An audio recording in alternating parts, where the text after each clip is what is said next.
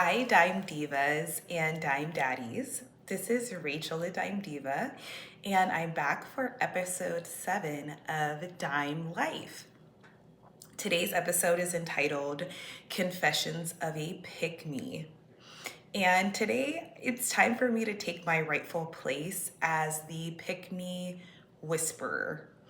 As a former pick me who has now become less male centered and more of a girl's girl, I feel like it's time to bridge the gap between pick me's and those that judge them.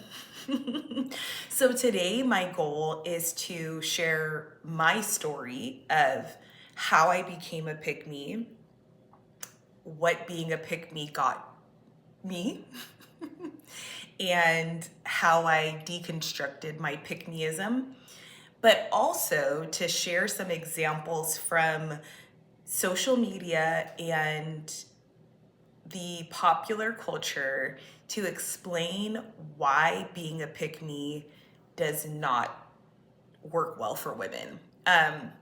So it's basically a and basically me being an apologist for pick me's, but also at the same time an open letter to pick me's about why they should change their ways and they should quickly decenter these men because it's gonna come back and bite them in the butt. So first, let's talk about what is a pick me. So one of the pick me's in chief, Watch Jazzy on Instagram, or Jasmine Brown, who is the third baby mother of Cam Newton, the football player who we will be talking about today. She defined pick me as, quote, a pick me is a person who tries to do everything right just so a man can choose me. And that's exactly what a pick me is. To add my little spin on it, a pick me is somebody who deems that they get their value from being chosen by men. It's someone who will self-abandon or will change things about themselves or will conform to what they think a man wants, even if that is in direct opposition to what they really want. And the end goal of a pick me is to get picked to be someone's wife. That is the end goal. So for me, I was groomed to be a pick me. I was groomed to be a wife. My mom comes from a long line of wives, and they take pride in the fact that they are married women. You know, in the Black community, it is well known that Black women do not get married at the same rate as women of other cultures or other ethnicities or other races. And so this is particularly speaking of African American women, people who are from the United States. It's known that they don't get married at the same rate as other women in the United States. And because of that, there can be a stigma in the Black community around women who are unpartnered, particularly those women who are unpartnered who have children. And so it was really drilled into myself and my three sisters that I grew up with, that it was of paramount importance that we were married, and it was preferable for us to be married at a young age to preserve our innocence and to not interact with a lot of these men who, only want one thing, being sex. So both of my younger sisters married their high school sweethearts, and I began looking for my future husband as early as 15 or 16 years old. I ended up getting married at the age of 25, which I felt was a late bloomer. But being married was something really important to me. And for a time, being a married woman was something that was my most proud accomplishment. And the mentality was extremely male centered. It was centered around your worth and your value, finding a man who would provide for you financially and that valued you as his wife. Okay. And so I achieved that, right? I found somebody to pick me, but there was pitfalls in being picked. But let me just say before we get into these pitfalls and we talk about a couple of these pick-me's in wider society, let's be honest about the society that we're living in, right? We live in a patriarchal society which deems that men are more powerful and more valuable than women. We also live in a society that does not provide a lot of assistance to its citizens, particularly here in America, meaning that it can be very valuable to find someone who is capable and willing to provide for you financially. So I understand why I was trained to be a pick-me. It was for my own safety. It was for me to also avoid being taken advantage of. And it was for me to remain kind of tucked away from the fray, sort of like in an ivory tower, so that I did not have to deal with the rough and tumble realities of life in America, particularly as a Black woman. However, there are some major pitfalls of being male-centered, and as Jazzy said, Jasmine Brown, trying to do everything right just so that a man can choose you. Because for me, I knew what it took to be a wife before I knew what it took to be Rachel. Right? I knew more about myself as it pertained to being a partner to someone else than I knew about myself as a person, my own relationship with myself. And that's a very problematic thing. And that's something that's common in pick-me's. So let's talk about two examples of people who at least are called pick-me's widely on the internet, and their origin stories and my analysis, my cultural analysis on their situations. And also this, in honesty, serves as kind of an open letter to them about why I think that they should change their mindset. Not that they should leave their relationship, but that they should change their mindset to decenter the men in their lives. So first we'll talk about Amber Desiree, who was a former contestant on the show Love is Blind and the Netflix show Perfect Match, who is now married to Ollie Sutherland, who is another contestant on Love is Blind and Perfect Match. And then we'll talk about Jasmine Brown, who, as I previously mentioned, is the third baby mother of Cam Newton, his current live-in girlfriend, and who has two children by the NFL star, Cam Newton. So, AD, Amber Desiree, she came onto my radar a couple years ago when she appeared on the show Love is Blind.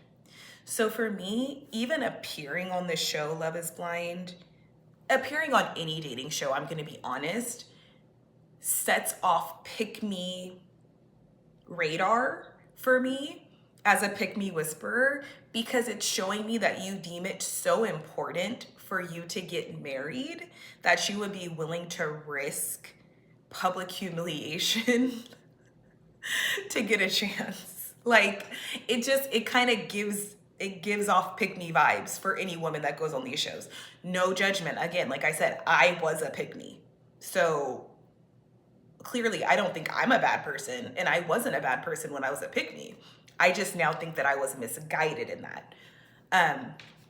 So Amber Desiree, the thing that made me want to analyze her situation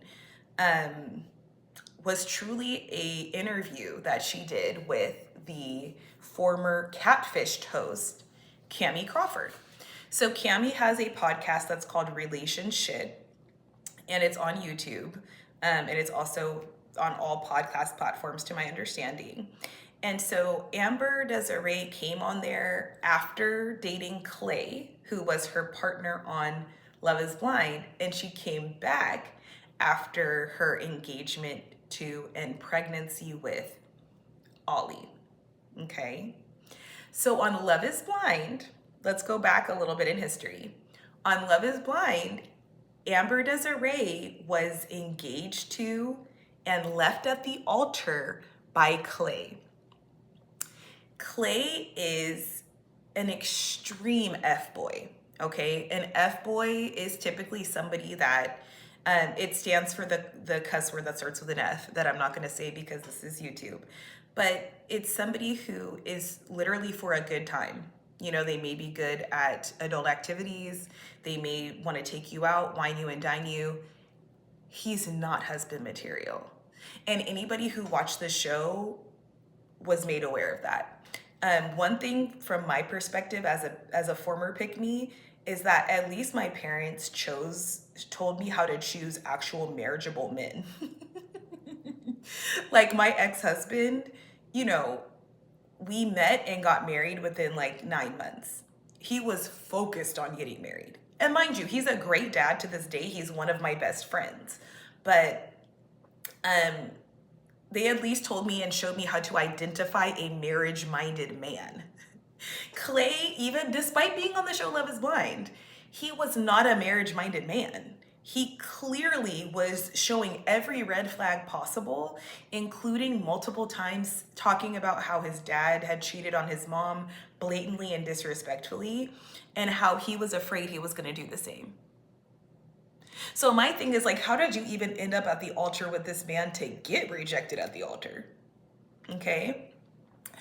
But that's one of the things about an extreme pick-me. And that's something that I would label Amber Desiree as an extreme pick-me. There are some people who their value of being married and having a partner is so high, and their capacity for self-abandonment is so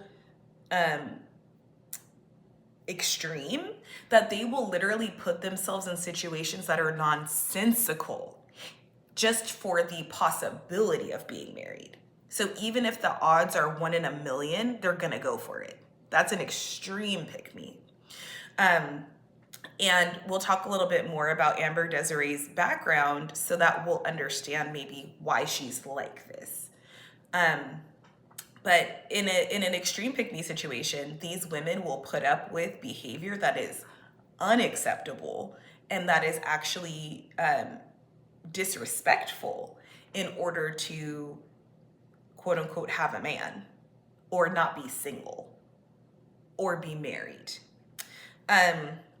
So let's fast forward, right? So after going on Love is Blind and being left at the altar, she then went on to, Amber Desiree, then went on to this show, Perfect Match. So she has said that she went on this show just to have fun, just to have a good time. But she ended up meeting and falling in love with Ollie Sutherland. Now, Ollie was on Love is Blind UK, and he was actually left at the altar by another individual for reasons that I'm not really sure. I've heard rumors about why, but I can't verify out of his mouth why he was left at the altar or his ex-fiance's mouth, so I'm not going to repeat the rumors that I heard. However, Ollie was cast, admittedly by him, as an F-boy on Perfect Match. He was cast to be the fun guy, the one that's riling up the dudes and getting everybody out there and making out with people and, you know, exploring. He was cast to be that person. So that's the persona that he had during Perfect Match. And so when Amber Desiree came on Cammie Crawford's relationship podcast, she kind of had to answer for a lot of Ollie's behavior while he was on Perfect Match, in the fact that he played in her face. He played in Amber Desiree's face. So something that she explained, Amber Desiree, is that her critics followed her from Love is Blind to Perfect Match. And I'll see it from both perspectives. A pick-me is going to take anything that's not applause and praise for her relationship as a hater or as a critic, right? Because their goal is to be in the relationship. So if you're saying anything that challenges their relationship, they don't want to hear that. So they're automatically going to call it hate. However, there are some people that like to just try to dunk on folks and just be mean and hateful, and they use the bad behavior of a man to try to humiliate the woman. Those women are just haters. They're not girls, in my opinion, because no matter how your dude behaves, I'm not going to see that as a reflection on you as a person, because men are going to be men. People are going to be people, honestly. We can't control other people. I wouldn't want anybody holding the fact that my ex-husband had a baby with his next partner on me and didn't marry her. That I didn't tell him to do that, right? But we were still married at the time legally, although we had been separated for years. But when I found out about that baby, did I feel for the woman that he had the baby with? Of course. But I wouldn't want her to say, oh, well, look at the man you chose. That's not on me. That's on him. So that's my mentality. So yes, the people that came just to like dunk on her, be rude, be hateful, they are haters. But there were some people that I saw in the, chat rooms or the YouTube videos or whatever the case may be that were genuinely just concerned for Amber Desiree. And I'll explain to you why. And I don't think those people were haters. So Amber Desiree on Perfect Match had an incident where she was banished from the island or something to that effect. She had to leave for a day or two. And in that time, they brought in another date for Ollie. On camera, Ollie kissed that woman, admitted to snuggling with her all night, and then, surprise, Amber Desiree came back the next day and asked him, what happened while I was gone. And he lied to her face. Ollie lied to her face and said, nothing, I didn't do anything, I didn't kiss her, etc., etc. Then, once Amber Desiree found out the truth, Ollie doubled down on his chicanery by then accusing her of being disrespectful. He was basically trying to gaslight her into feeling bad for calling him out on his blatant lie. He then came back eventually and apologized. So the way that Amber Desiree characterized this turn of events in the interview with Cami was by saying there was a couple of times that she had to, quote, punch Ollie in the face, unquote, on Perfect Match. She also said some of the critiques are just so harsh of Ollie's behavior on the show. So yeah, a man lying to your face is not just like, oh, I had to punch him in the face a couple of times and get him right. That's an integrity issue. If someone's willing to lie to your face early on in the dating relationship, that's not something that just goes away with an apology, especially when they're lying to your face about something that's on camera. So trying to downplay it is unacceptable, right? You can choose as a pick-me to put up with lying, but don't try to normalize it or make it seem like it's okay, right? So I'll go back to my situation. I was in a situation where when my ex-husband and I were seriously dating, I caught him in a lie and he was lying directly to my face. The behavior continued during the marriage, unsurprisingly, right? He lied to my face countless times.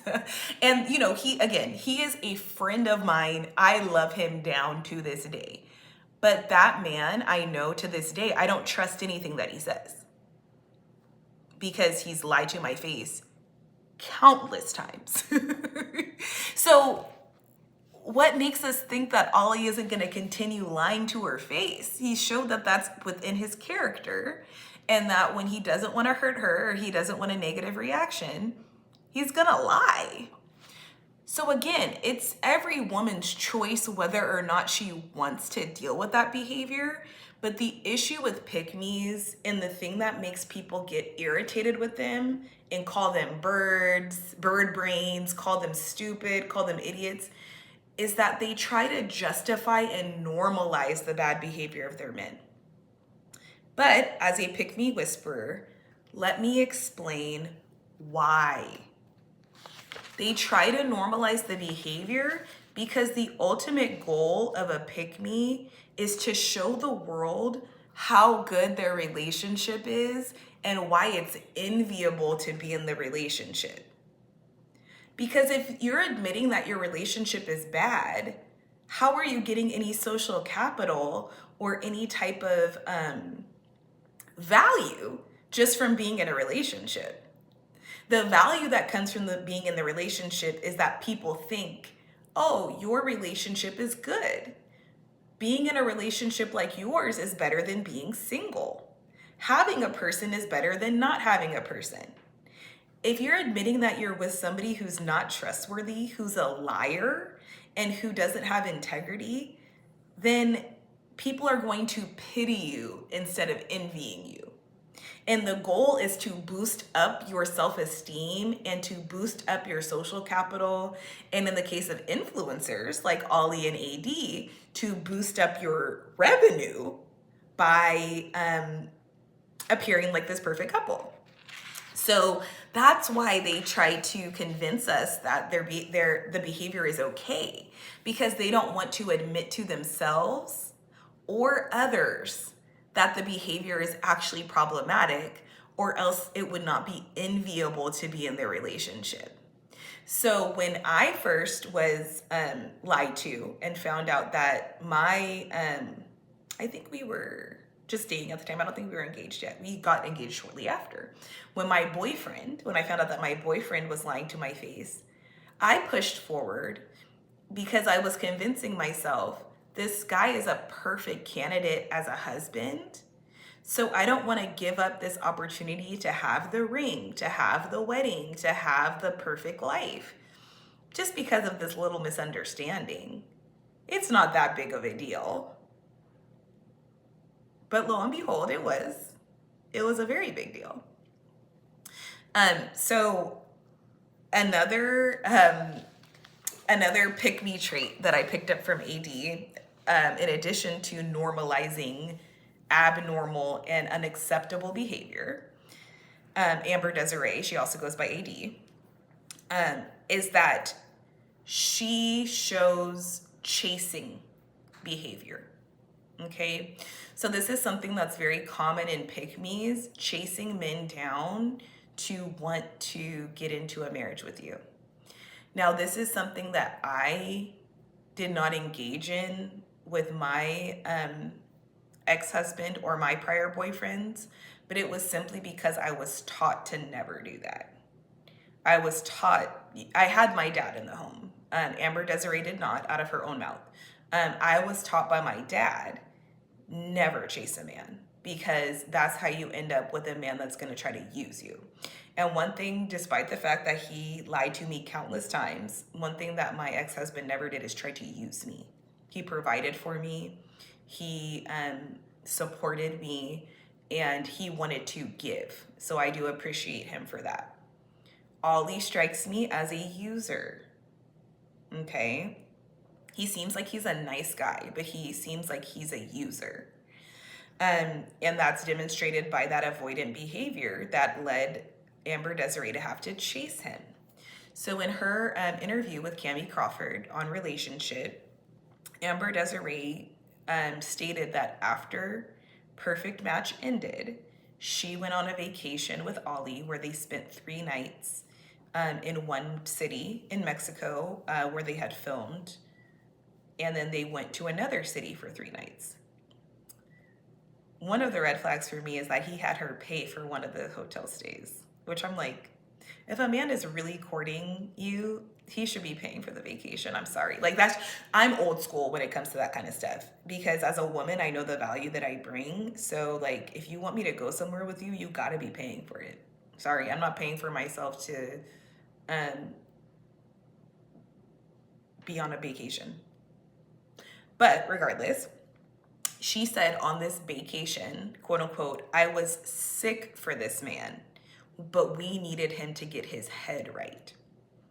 Okay. And she said, as she was crying to him as their vacation was ending, she said, quote, I don't know where you want to take this, but I know what I want. That's begging behavior. That's again, she's an extreme pick-me, right? So when you get to that point that you're begging a man to want you, to receive you, to put a title on things, you're begging to get used at that point because a man that really wants you is going to pursue you. And he's going to actually do things for you to show you how valuable you are to him. But if you're an extreme pick-me, you just want a man. And so you're willing to you're willing to debase yourself. And not to say that I'm not judging the debasement, right? Because I've debased myself in relationships before as well. I've done things that I'm embarrassed of just to stay in a relationship, right? I should have left earlier than I did based on my ex-husband's behavior. So it's not a judgment zone because I valued being married. However, we have to call a spade a spade. Asking a man to commit to you is begging. So she begged, and he replied, quote, I guess we'll see what happens. He didn't know how he would feel when he got back home from filming Perfect Match. He then called her once he got back home and begged her for forgiveness. So to me, that just sounds like he wanted to see what options were available when he got back, and there were none. I don't know what actually happened, but I'm sorry. That's not the love story that I want for any woman. She then booked a flight to London, where he's from, to be with him. So again, you're using your money to fly yourself out to this man. Unacceptable behavior in terms of valuing ourselves as women. But it is pick-me behavior because you're basically like, I want to do what it takes for this man to want me. It worked for her because she got the ring, right? She got married. She got her man, but at what cost?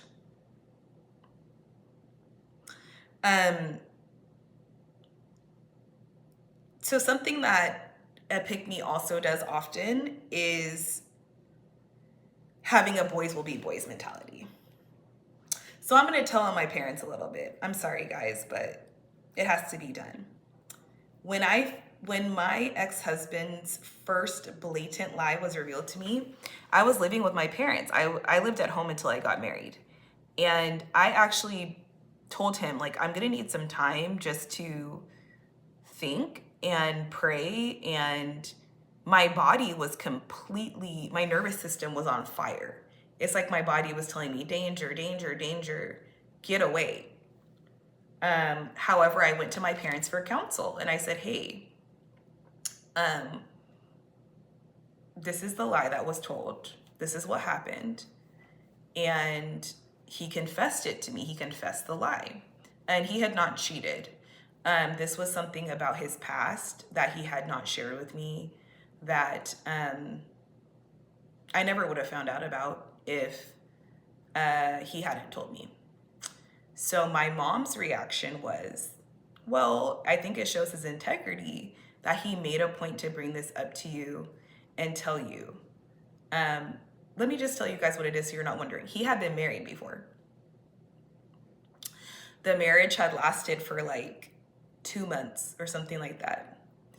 And, but he had not told me this.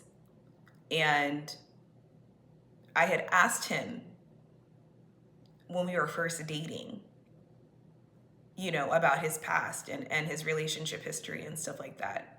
And so he had lied and indicated that there was nothing in his past that needed to be disclosed.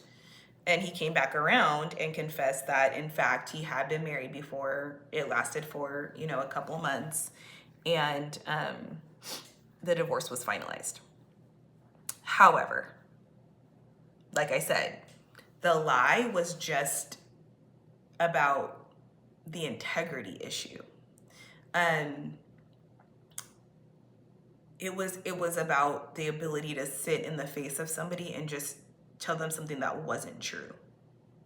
So I think that my mom, her heart was in the right place, but she trained me to be a pick-me. So I'm not going to say she's a pick-me. That's up to her to self-identify or not. But I feel like it probably takes one to train one. Nevertheless, the boys will be boys mentality is prevalent in the pick-me community. There's an expectation that men are going to mess up, and you're going to need to, as Amber Desiree said, punch them in the face because of their bad behavior. And I just don't think that that's fair, that women should have to expect men to misbehave and be disrespectful and be dishonest and behave in these ways that are detrimental to our mental and physical health. And that's something that we should just chalk up to boys will be boys. But that's something that pick-me's do. And we see that in Amber Desiree's behavior. Now, I want to, as I transition to Jasmine Brown, Watch Jazzy, I want to go back to the whole user thing. Because both of these ladies are being used. Pick-me's get used. That's just how it works, typically. And in this situation, Ollie, Amber Desiree's husband, just bought his first Rolex. What job does Ollie have? His job is being on Netflix and being Amber Desiree's husband and baby dad. I'm thinking that she's the breadwinner at this point. She has a podcast. She is the more high profile. She has over 1 million followers. He has like 200,000. We know that in the influencer world, women make more money than men do. So their relationship seems stable. He seems like he's a nice guy. He seems like he's going to be a good dad, which is great. They have a little girl on the way. But ultimately, at what cost? And that's the thing that pick-me's don't really account for, is that in that desperation and that drive to get a man, you don't realize that in the process, you could actually be harming yourself. Pick-me's are trained to not even put themselves into the equation. It's training from an early age that whatever the man needs, make sure that you're that. And so I hope and pray that both Jasmine Brown and Amber Desiree are able to get the help necessary to learn how to de-center their spouses and prioritize themselves. They don't need to leave the relationship necessarily, but just to realize that like no one is going to come to save you but you. So you have to prioritize yourself, and you have to de-center him in order for you to live the life that you're supposed to be living. Not to say you have to be single, because one thing that a pick-me loves to say is they just want me to be single. They want me to leave my man, and they don't understand how a wife is supposed to operate. Well, guess what? I do. Okay? I was a pick-me. I was a wife. I do understand. And I don't want you to be single. I want you to stay with your man if that's what you want to do. but I want you to stay with him in a way that's not going to destroy your mental and physical health, sis. So that's my mentality there. But I think that pick-me's say, oh, they just want me to be single because they're trying to find ways to delegitimize the legitimate concerns that people are expressing about the state of their relationship. Again, because they want their relationship to look enviable. They want their relationship to look good. And so they're trying to find ways to defend and deflect against any of the legitimate concerns that people are bringing up about their relationships. Again, I've seen Amber Desiree and Ollie interact. They seem like a very cute couple. They seem like a very in love couple. They've known each other all of a year. In a year, they have gotten married, and I believe any day now are welcoming a baby. Y'all don't even barely know each other yet. Okay, so buckle up, buttercup. There's a lot of growth and a lot of life left before you're able to tell us that we don't know what we're talking about. There's people that have been there before. And so saying to those folks that they don't know what they're talking about, I think that's a little bit foolish. All right, let's get to, but I do wish them the best. I don't want them to break up. I hope that their marriage lasts, and I hope that they do work it out, and I hope that Amber Desiree decenters Ollie, finds herself, and is able to raise a daughter that's not a pick-me. I know that's my goal. My daughter is the opposite of a pick-me, but she's only 5, and I pray that that continues. And guess what? If she is a pick-me, I'm just going to have to try to teach her how to do it in the least harmful way possible. Jasmine Brown. So Jasmine is an interesting case of a pick-me because she used to have segments on her online platform, her Instagram page, Watch Jazzy, that mocked women that are now in the exact same situation that she is.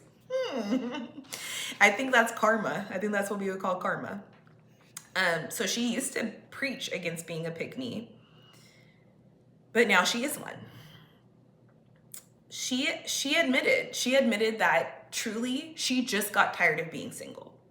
She was looking for love, she was looking for a relationship, and she was tired of being alone.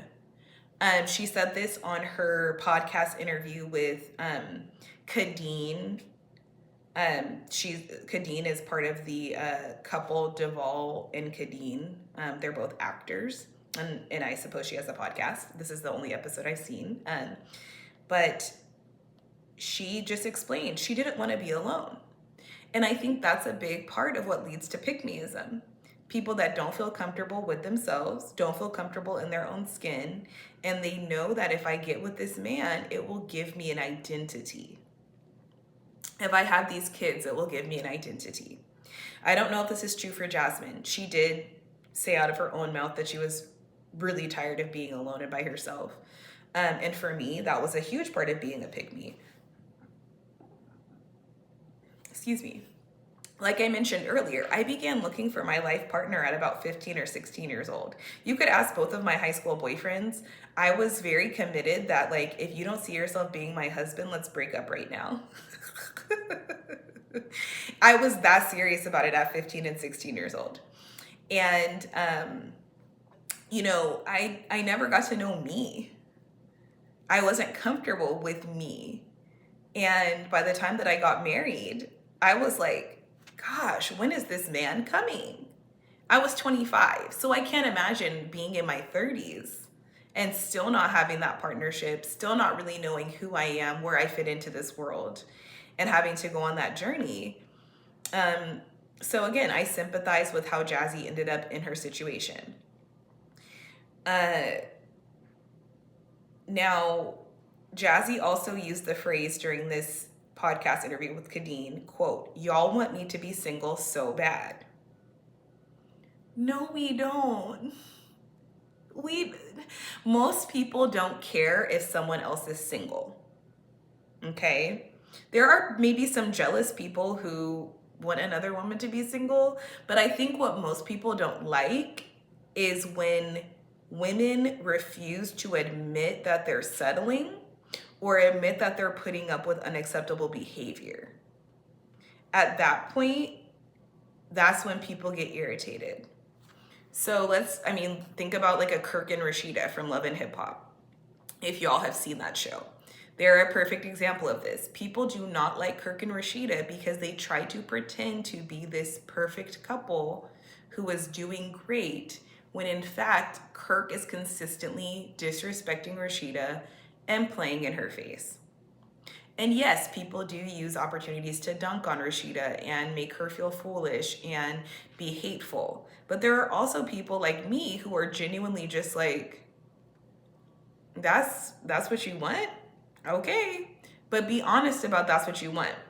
And and Rashida is a little bit more honest than most people about the fact that she's not going to leave her husband and he can do whatever he wants to do. Pretty much. And that's an extreme pick me situation. Um, so fans want these women like Amber Desiree and like Jazzy to admit that they are settling. Admit that you are letting this man be disrespectful just for the fact that you want to be with him. But their ego won't allow them to admit that, because part of being a pick me is wanting the social capital and the ego boost and the societal esteem of being a wife or being with in Jazzy's case, she's not a wife, she's a third baby mother, but being with a rich man, Cam Newton, a NFL star, a famous man, somebody who has more than you do. Now, the interesting thing too, with a lot of these pick-me's, as I mentioned before, they get used. A pick-me has a target on their forehead that says "use me." And I'm thinking back to my marriage, like, did I get used? Because I'm talking about these girls getting used. Did I get used? Yes. Not financially, like AD or labor wise for Jazzy, because Cam Newton is what a trademarked phrase by Uppity Negress, who's on Twitter and Threads. She has a trademark phrase called a labor digger. So there's a lot of men who are labor diggers. They're looking for somebody to watch their kids, cook for them, clean around the house. That's what Jasmine Brown is being used for. And she's claiming, like, I love to do it, it's my passion. Okay, but you're dating a man who's wealthy. You shouldn't be having to do any of that stuff. But he's a labor digger.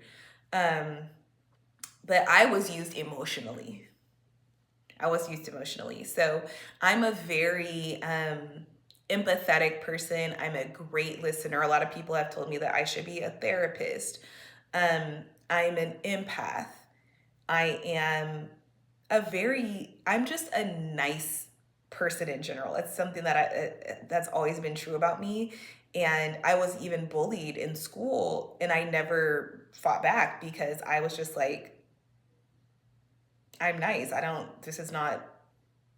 was not equipped to be tough. And now I have a little bit more edge now. Like I will fight back now, ladies.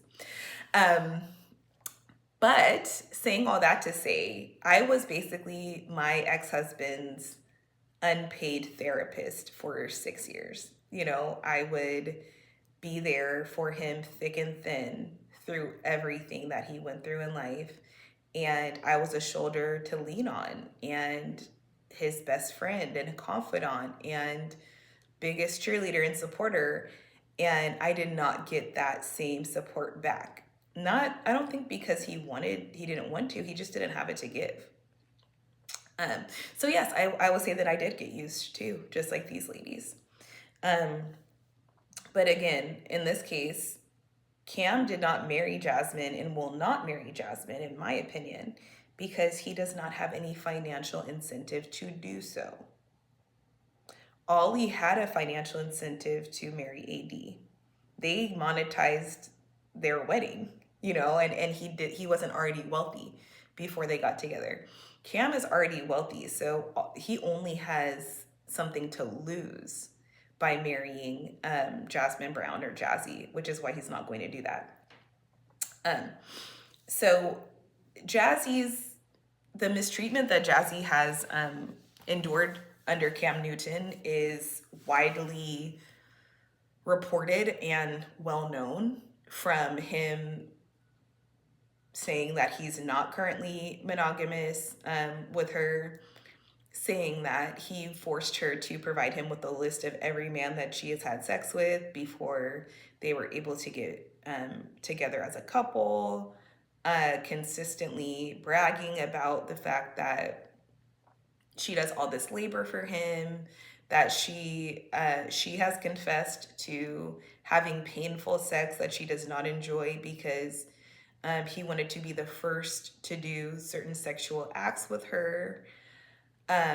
It's the list of things that are disrespectful and unacceptable is long. She's also an extreme pick-me. And yeah, it's unfortunate that there are some haters who use her situation just to make her feel bad, but there are just as many women who are truly just worried about her. Like, this man clearly doesn't care about your mental, physical, or emotional health, and yet you're having more children for him. But I think the parting thought that I want to give about pick-me's is that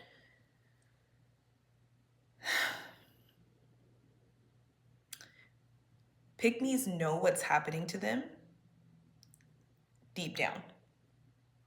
Deep down, they know that what they're doing is detrimental to themselves and their mental, physical, and emotional health. By catering to this man to the point that you're willing to abandon yourself, you're hurting yourself. They know this deep down. However, because of their training by religion, by society, by parents, all of these different messaging that we're getting as young girls, as teenagers, they're overriding the fact that they know it's hurting themselves because they're trying to get something greater. They're trying to get validation. They're trying to know they're worthy of being picked. And that internal urge is not something that anyone is going to be able to motivate them to give up except for themselves. The only person who can get a pick-me out of being a pick-me is that pick-me. And sometimes you have to get hit over the head with enough hammers. What is that cartoon where the person keeps getting hit on the head with the mallet?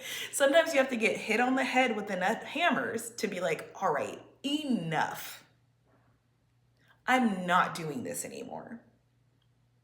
So my goal here is not to convince the pick-me's, whether it be Jasmine Brown, Amber Desiree, any of these women, that they shouldn't be that way. It is to educate and teach this next generation of girls coming up that they should center themselves and decenter them in. Is to explain to the people who judge and vilify the pick-me's why they are the way that they are, and to help potentially people not to be as harsh towards them. And it's also to just set a record for maybe one day these pick-me's will be ready to come back and take a deep look and let the ego death happen, to say, yeah, I am getting mistreated. I am letting myself be played. I am letting somebody play in my face. And in that case, I can come back home to myself. I don't want us to have a society where pick-me's feel like they're so ashamed of the choices that they've made while they're in a relationship that they think, well, I'm so far gone, I might as well just keep letting myself get mistreated. People do that to abuse victims. Women that go back to their abuser, people are like, well, just stay with them. Stop telling us about it. No, We don't want to become that society where people cannot learn the error of their ways and reform. So that's my goal here as the Pick Me Whisperer, is to help y'all understand why people become pick me's, how it looks when you actually are a pick me, and why it's not a good idea to be a pick me. It's a no-win situation for us women when living that pick me lifestyle. Well, thank you all so much for going on this journey with me and allowing me to share my heart. And I will see you in the next episode. Love y'all.